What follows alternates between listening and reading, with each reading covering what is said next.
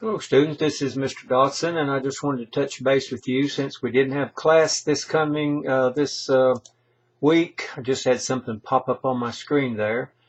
I'm not seeing myself in my camera software, but I have tried it, and as far as I can tell, it is recording.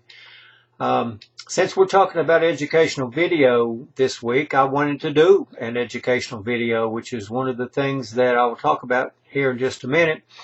I want to go over some of the things that I would have talked to you about during class this past week. I guess everybody gets the 1 point for being attending the class since we did it online. I saw most of you in the classroom since I had to cancel at the last minute, and I didn't have time to get it on an email, and I wanted to be sure that you knew. So a couple of things, housekeeping things before I get started. I noticed that only 4 of you had taken quiz 3, which ended at 5 o'clock on yesterday, Monday. And, you've got a week to take that, and I don't know why some of you did not take the quiz. Quiz 4 is available now, and it'll be available until 5 o'clock next week. I've noticed that some of you are waiting to the last minute to turn in assignments. I know you're busy. I know that many of you, if not all of you, have jobs. But I will caution you, please don't wait till the last minute to turn in assignments, because anything could happen and you could miss the due date and lose points. The Canva graphic that I had you create a couple of weeks ago and put on your blog, I haven't seen, but I think maybe 2 of those have done that. That was not a graded assignment, but I asked you to do it for the practice. The hands-on activity is one of the big things about this class, is to get you to try some of these things that you may use in your classroom at some point. Only 3 people, as of yesterday, had done forum number 2. Now, that does not have a due date except the end of the semester, but again, don't wait till the last minute to do all the forums. Okay, so I have looked at several of the resources that I wanted to talk about during class and give you some information about using video in the classroom. One of the statistics that I saw was that 94% of teachers surveyed say they use video in their classroom, and that's a good thing. Video creates sight and sound. It creates a greater interest with students because they are seeing as well as hearing. And I saw another graphic that said that people will generally remember 20% of the things they hear, 40% of the things they hear and see, 70% of the things that they say and write, but 80% or more they will remember or recall from things that they see, hear, and do. And again, I like this to be a hands-on class, so you're hearing things, you're seeing things, and then you're actually doing them, and that means you will retain more of that because of the experience. Using video in a classroom creates a sensory experience.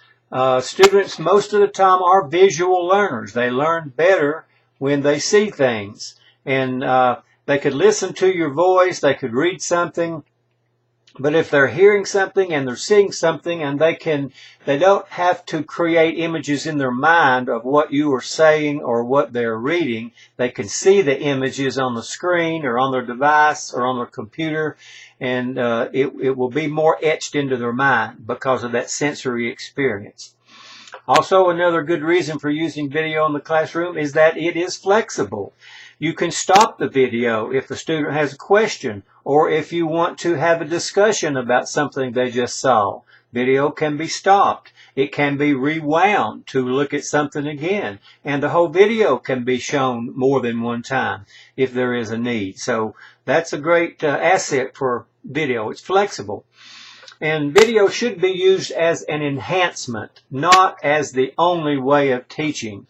I heard a story recently in a middle school where a teacher only showed videos in the class of what was supposed to be taught, and the the story that I heard was that was not a good situation. So using video is good, but it should be used as an enhancement. Additional support tools should be used along with the video, like your lesson plan. You should have the lesson plan. Most schools require teachers to do lesson plans. There are online encyclopedias. You can have virtual speakers come to the classroom through video. So there's lots of other ways that video can be used as an enhancement. And then one word of caution, pay attention to the source or the provider of the video.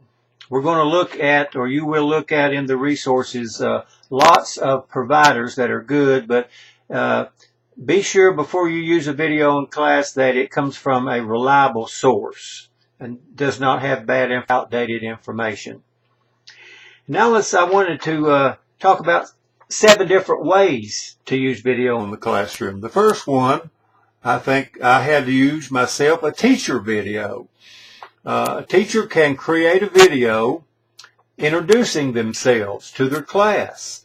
They can, instead of just speaking and telling about themselves, they can show some pictures, maybe of their family, maybe of their home place, maybe a vacation they had that summer. Anything that the teacher wanted to include in this video, I think would make it more personal and be a good thing, rather than just saying, good morning, my name is Mr. or Mrs. So-and-so. A teacher video. A field trip. When I mention field trips, you know, with the internet, we can go by video or by just photographs anywhere in the world, and students can see things that they would never actually get to see in person. But creating a video for a field trip of something that you're studying will be a great enhancement. And I remember when the second time my wife and I went to China to visit our boys, I took a lot of pictures. I might have mentioned this in class. And I created a video, a slide presentation with video and sound of those pictures, which matched second grade SOLs for China studies. And I had done that presentation in Lee, Scott, and Wise County in some different schools. So that is just an example.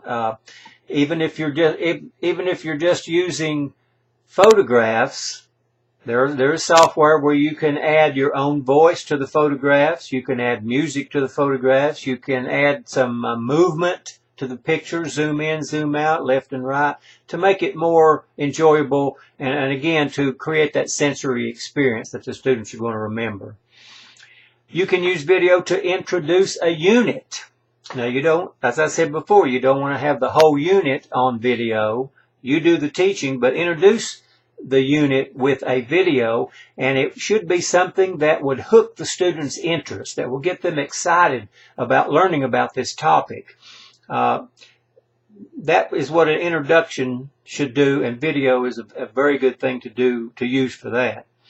Record class activities. We've all seen the parent-teacher conferences where student work, artwork, or whatever is pasted on the wall inside the room or out in the hallway, and the parents and grandparents can go by and look and see what their children have done. But how good would it be to record activities that are done in class and have that video available? I think we already talked about that on putting on your website or your blog videos that parents and others can see of student work or activities that are going on in the class. But keep in mind of that acceptable use policy. You cannot video students in your class if the parents haven't given you permission. So you have to play with that and get that right. Reviewing class material. If you do a video such as I'm doing tonight of something that may have been missed, maybe students are absent, or you just wanted to have the material available for students to look over again, not just hear it one time or see it one time in the classroom, but have it available for them to look at multiple times for review. And then there's student videos. Just like the teacher introduced themselves, students could do the same thing. Video themselves and talk about what they did in the summer and talk about their family and some other things, what they want to be when they grow up. whatever the teacher can make suggestions about what the student video can be about. And this will allow the students, if you do it this way, they can write a script, they can make outline of what they want to talk about on their video, and then go ahead and present that. It helps them with confidence, it helps them with speaking. Nothing but good can come out of this. And then the last thing is book report reviews. Instead of the traditional stand up in front of the class and read your book report of the book you read, you can have students do a book report video and have them do the same kind of thing. They may be more apt to speak out if they're speaking to a video instead of to the whole class. And then I looked at several sites about video creation tools. And we'll look at more of these later on in the semester, but I just wanted to mention a few of them that I found that I probably will have you all doing some research on some of these and making a report at some time later on. The first one was Animoto, A-N-I-M-O-T-O. Another one was Moovly, M-O-O-V-L-Y. And one that I'd never heard of, EasyVid Wikimaker, EasyVid Wikimaker. And then there's Movie Maker, which is Microsoft's embedded video creation tool. It might be called something different now, but it comes free with Microsoft Office. Photo Story 3 is another program that I have used for years. That's pretty old now, but it still does very well to let you include photos. You can have voiceovers about each photo. You can add music. You can zoom in, zoom out, go left or right. Makes a pretty nice video of a subject. And then there's Powtoon, which a lot of teachers use. I've seen some real good things with Powtoon. And then there's the old PowerPoint, Google Slides, and Prezi, all the different kind of presentation tools that you can use. Canva, we've already looked at. It also has a video option on it. Storybird is one that I just heard about recently on Twitter, I think, that I wanted to check out. Storybird. And then there's one called Padlet. So that is the things that I was going to talk about during the class. And again, I want to encourage you, as always, to look at everything that I have put on Moodle. It's good information for you, and I'm trusting you all to look at all the materials and to do the assignment. The assignment is going to be to look at, I think, 4 or 5 different sites that offer educational videos. And I remember I said before that be sure of the source, the reliability of the source when you use educational videos. These are 4 that I want you to look at and answer some questions about, and then send me the assignment on Moodle. So that will complete the video that I've made for you all. And don't forget Quiz 4 and get your assignments turned in. If you have any questions or any problems about past assignments or anything, please get in touch with me. I want you all to have the best experience that you can have and be the best teachers you can be. And that's what I'm in the business for, to make you all good teachers. So I will see you next Monday, and if I'm not mistaken, the Monday after that is fall break, so we won't have class then. I'll be sure about that. Of course, you all already know about that, I'm sure.